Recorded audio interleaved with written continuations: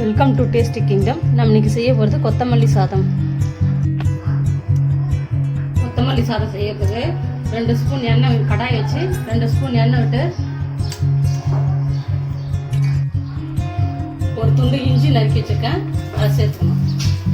இஞ்சியோட 2 பச்சை மிளகாய் உடச்சி வச்சுருக்கேன், அதை போட்டுக்கணும். இஞ்சி பச்சை மிளகாய் நல்லா வதங்கிடுச்சு. இந்த நேரத்தில் ஒரு கட்டு கொத்தமல்லி எடுத்து சுத்தம் செஞ்சு வச்சிருக்கேன், அதை இதில் நல்லா கழுவி வச்சிருக்கேன், அதை இதில் சேர்த்துக்கலாம்.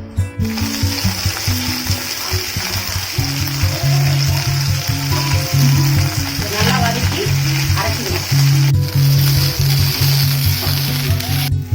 நல்லா வதங்கிடுச்சு. இதை ஆற வச்சு மிக்ஸி ஜாரில் அரைச்சிக்கலாம். கடாய் வச்சு 2 ஸ்பூன் எண்ணெய் விட்டுக்கணும், நல்லா எண்ணெய்.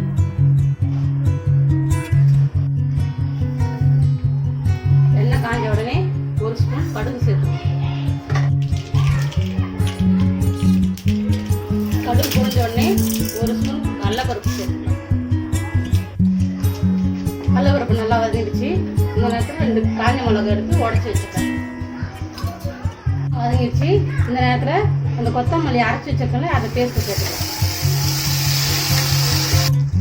இதை நல்லா மிக்ஸ் பண்ணிக்கலாம்.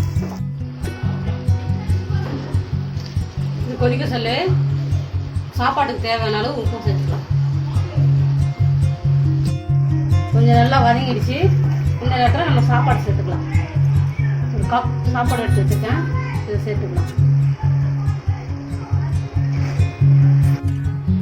கொத்தமல்லியையும் சாதத்தை நல்லா கலந்துக்கணும். கொத்தமல்லி சாதம் செஞ்சு பாருங்கள். லைக் பண்ணுங்கள், ஷேர் பண்ணுங்கள், சப்ஸ்கிரைப் பண்ணுங்கள்.